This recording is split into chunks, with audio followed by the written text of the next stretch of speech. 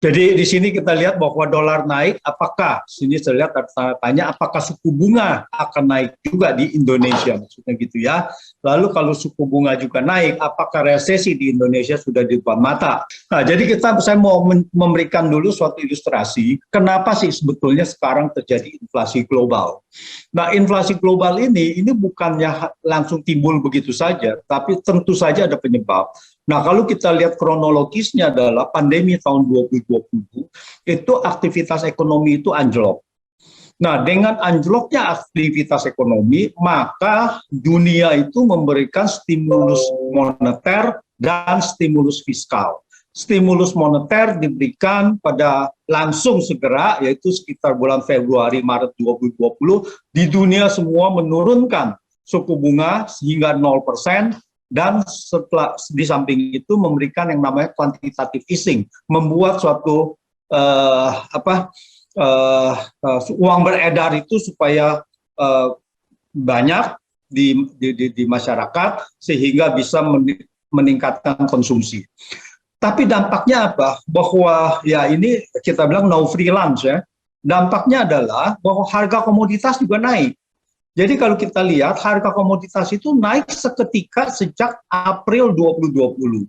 Jadi kalau kita lihat kenapa harga komoditas naik di tengah itu waktu resesi.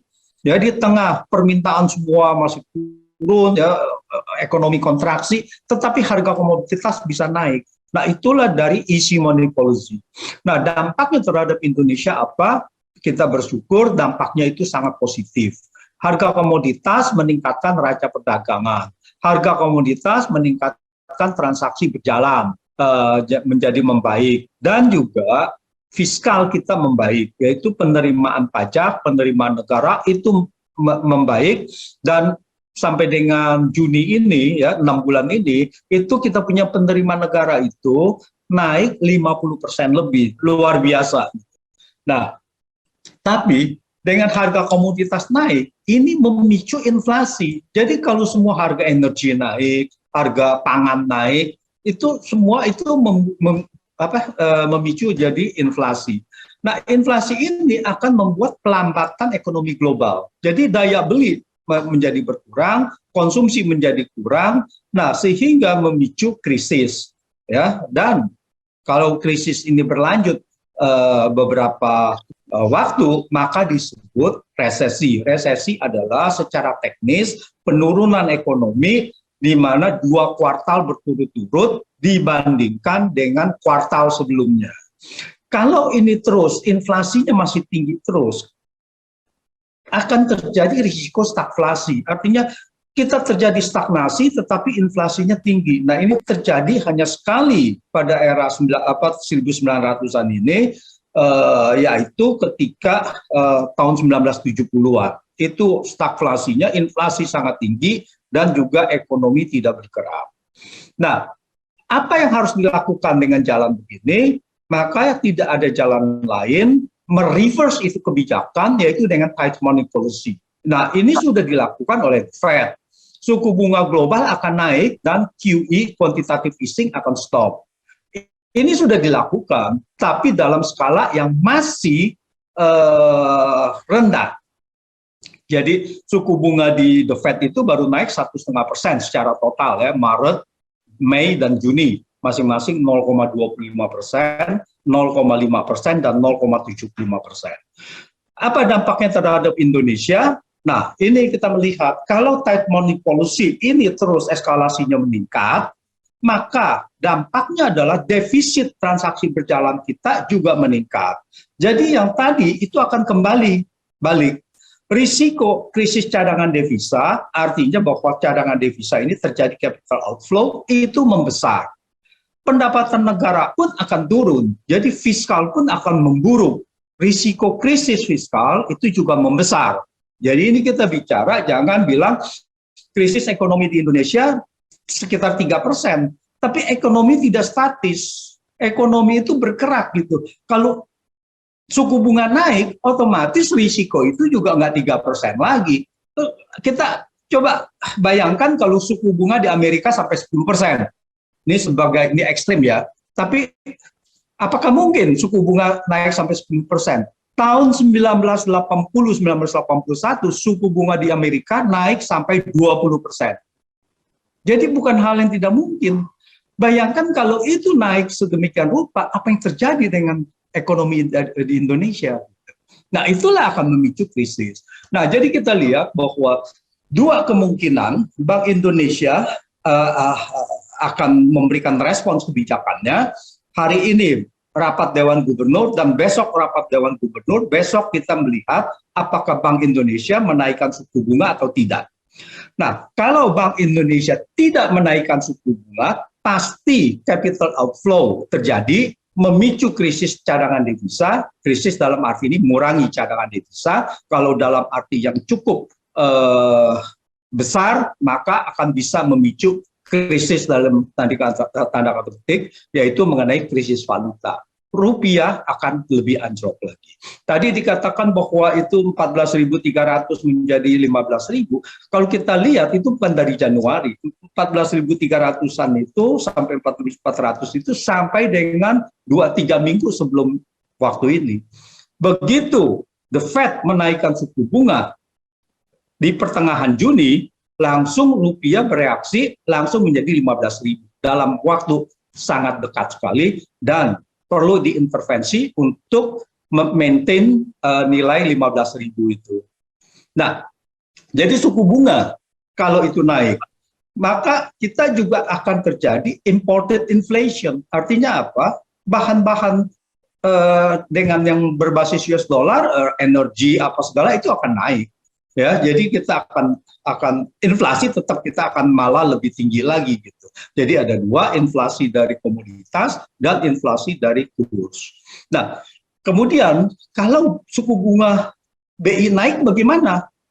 Nah, ekonomi juga pasti melambat, ya. Itu nanti Ibu Yani itu akan mengatakan bahwa sekarang pengusaha pun udah sangat berat gitu. Nah, kalau dia dibebani lagi dan ekonomi melambat, pasti hit perusahaan di Indonesia. Nah, ekonomi melambat dan bisa kontraksi dan bisa krisis, kalau berkepanjangan namanya resesi. Nah, inflasi global tapi akan turun. Nah, ini adalah sasaran dari tight money policy menuju ke inflasi global. Tapi di lain pihak, dengan adanya inflasi global turun, maka harga komoditas ini dipicu, harga komoditas turun. Artinya apa? Artinya pemulihan daya beli konsumen. Jadi karena harga semua turun, daya beli konsumen naik, konsumsi meningkat. Itu di sisi lainnya. Mudah-mudahan ini bisa mengcounter mengenai kontraksi tadi gitu. Sehingga ekonomi masih bisa dijaga. Nah, apakah kita sudah di dalam peak? Apakah kita sudah akan menuju resesi? Resesi adalah kalau kita sampai di peak ini, dan kalau dia tidak bisa terus bertumbuh, kalau dia turun, itu namanya resesi. Kalau turunnya 2 quarter berturut-turut. Nah, ini bukan dibandingkan dengan tahun lalu, tapi dibandingkan dengan quarter ini, ya, ini quarter 1 misalnya, ke quarter 4, quarter 2 ke quarter 1, dan sebagainya. Nah, apakah kita sudah di sini? Apakah kita sudah di peak di sini? Apakah ini akan naik lagi? Nah, kita lihat bahwa di sini adalah ekonomi global, OECD, kalau kita bilang OECD, itu adalah cuman bertumbuh 0,27%. Jadi sudah sangat rendah, sudah angka anjlok. Jadi bisa saja 0,72% itu sudah di dalam peak di sini. Nah, untuk beberapa ekonomi malah sudah turun, sudah di dalam downtrend itu, yaitu Amerika, Prancis, dan Jepang. Itu sudah turun gitu. Dia sudah ada di kurva di sini gitu, ya. Dia sudah ada di kurva di sini gitu. Nah, jadi kita lihat ini, lalu bagaimana dengan ekonomi yang global lainnya? Dan kalau kita lihat OECD area ini sudah di sini, udah langsung dari ini kuartal sebelumnya, ya, ini kuartal yang sekarang. Jadi ini Q4 dan ini Q1. Dan kita lihat sudah turun semua. Kebanyakan ini turun. Ini Amerika juga sangat drastis turun, ya. Nah, kita Indonesia juga Q on Q, kita dari 3% tinggal 1 sekian persen. Tinggal di bawah 1%. Pertumbuhan Q on Q, seasonally adjusted. Kita di Indonesia tidak pernah publikasi data seperti ini. Nggak tahu saya kenapa statistik di Indonesia tidak gitu. Jadi data ini mesti ambil dari luar. Data Indonesia tidak ada. Nah, di sini kalau kita lihat yang abu-abu selalu semua di atas di itu, kecuali untuk beberapa negara berbasis komoditas, yaitu misalkan ini Jerman pengecualian, ya dia agak naik sedikit, sudah kontraksi duluan dia Q4, lalu dia sekarang naik sedikit. Saudi Arabia meningkat, South Africa meningkat, dan di sini juga meningkat, Brasil dan Meksiko. Nah, kita lihat itu Q1 ya. Ini Q1 ya, ini di sini. Bagaimana Q2? Data beberapa belum keluar pertumbuhannya. Kalau kita lihat Q2, semua beberapa negara itu juga buruk. Kalau kita lihat China itu bertumbuhnya year on year 0,4%. Year on year di sini dibandingkan dengan tahun lalu.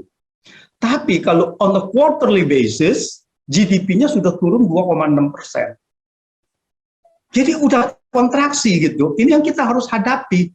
Jangan kita terlena terus, kita selalu membantah sesuatu dengan data bahwa kita baik-baik saja. Nothing wrong with recession, nothing wrong with the downturn of the economy. Gitu. Jadi tidak perlu menyangkal karena ini adalah suatu fenomena global gitu. Jadi tidak perlu kita mengatakan, pemerintah mengatakan, wah tidak begini, apalagi Pak Luhut mengatakan, ini sakit jiwa yang mengatakan begini dan sebagainya. Itu sesuatu yang sangat denial. Nah, apa penyebab inflasi? Inflasi itu ada dua, yaitu mengenai apakah berdasarkan dari demand pull ya atau berdasarkan dari cost push. Yang sekarang terjadi adalah karena kenaikan dari raw materials, yaitu cost push. Jadi supply-nya di sini. Jadi kalau kita lihat harga meningkat menekan konsumsi. Nah ini, jadi ini pemicunya adalah harga naik menekan konsumsi. Nah ini yang akan membuat krisis ekonomi yang dibilang bahwa pelambatan ekonomi dan memicu krisis. Kalau demand pull inflation itu kita masih bisa sedikit lega gitu. Karena demand pull inflation itu adalah kenaikan permintaan yang terlalu tajam membuat harga naik. Nah, jadi di sini ada dulu daya beli dulu gitu, harga naik. Kalau di sini harga naik mengurangi produksi gitu. Nah, ini yang harus kita kenali gitu. Nah, jadi kalau kita lihat, oke, ini saya gambarkan sendiri, ya, ini gambarnya bahwa demand pull ini dalam normal begini, lalu cost push-nya seperti ini. Jadi biaya raw materials naik, biaya produksi dan harga konsumen naik. Kalau harga produksi, lalu kemudian di-pass kepada konsumen, maka harga akan naik. Di China, harga produksi tidak di-pass oleh ke konsumen. Makanya kalau kita lihat di China itu harganya belum naik karena produsen yang menanggung kerugian. Jadi bukan konsumen. Di negara yang ekonominya open, ya tidak ada intervensi, maka harga konsumen akan naik. Nah, kita lihat inflasinya ini masih masih meningkat. Amerika kita lihat dari 8,3% menjadi 8,6% menjadi 9,1%. Jadi kalau kita lihat ini semua inflasi meningkat. April Mei untuk ini juga ini untuk grup ya OECD Eropa ini yang memakai euro area ini yang memakai mata uang euro dan ini adalah EU ini Eropa ini G20 dan ini G7. Jadi inflasi ini semua meningkat dan Juni bagaimana? Ini belum ada untuk ini Juni kelihatannya akan meningkat juga. Nah, jadi kita lihat ini harga komoditas ini yang memicu. Jadi kalau kita lihat dari quantitative easing tadi suku bunga rendah, maka harga komoditas itu meningkat. Awalnya adalah yang tidak ini mulai dari Juni ya April itu ini sebenarnya udah naik sedikit tapi nggak kelihatan di sini. Dan kita lihat sebelum perang di sini Desember 21 ya sampai Februari 22 ini sebelum perang ini sudah tajam itu harga komoditas. Ini kalau kita lihat di minyak sawit itu udah 2 kali lipat lebih. Nah ini, jadi ini adalah yang memicu. Ini bukan perang, bukan masalah perang. Ini masalah masalah monetary policy, inflationary monetary policy. Nah, kita lihat apa yang akan terjadi. Harga komoditas tidak bisa seterusnya naik. Begitu ada quantitative easing di stop, begitu ada akan respon kembali, maka kita lihat ini bahayanya. 2004 ini indeks 100, 2009 kembali lagi 100. Jadi dia nggak bisa naik terus dan dia bahkan anjlok gitu. Dan di sini kita bilang sudah naik, ini 5 kali lipat kalau kita bilang dibandingkan di sini ya harga karet. Lalu pada 2016 menjadi 100 lagi. Bayangkan kalau ini menjadi 100 lagi, apa yang terjadi dengan ekonomi kita? Akan terjadi kontraksi besar-besaran. Nah, apakah ini akan menjadi kembali ke 100 lagi, ya 150 whatever? Apakah ini akan terjadi? Itu pertanyaannya yang didebatkan itu. Bukan didebatkan bahwa ini kita lain dengan Sri Lanka, lain dengan yang lain. Bukan itu. Tapi ini faktanya bahwa ekonomi kita ini terbantu dari sini. Nah, kita lihat dengan dari 2021 sampai ke Mei 2022, 5 bulan saja, ini sudah terjadi utang pemerintah dan BUMN sudah keluar 14 miliar dolar. Sudah keluar. Jadi investor itu menguangkan itu. Jadi yang ini adalah surat berharga negara, ya, yang internasional itu totalnya 11, yang internasional 3,2 miliar keluar, dan SBN domestik sekian keluar. Ini sudah keluar, mereka menjual, mereka menginginkan hanya cash saja, dolar aja gitu, daripada SBN. Nah, kalau ini berlanjut bagaimana? Kalau tidak ada kenaikan suku bunga bagaimana? Ini bagaimana kalau dia drop sampai 200? Ini akan mengundang masalah besar. Nah, kita lihat, kita membandingkan sesuatu hal yang lain. Enggak, inflasi kita masih rendah. Inflasi kita dibandingkan dengan Argentina, ya, ini wah mereka besar. Ini juga Turki. Jadi kita masih aman, which is wrong. Karena inflasi di Turki dan Argentina ini bisa besar karena mereka sudah kena yang namanya krisis valuta. Jadi banyak uang keluar, ya, menjadi membuat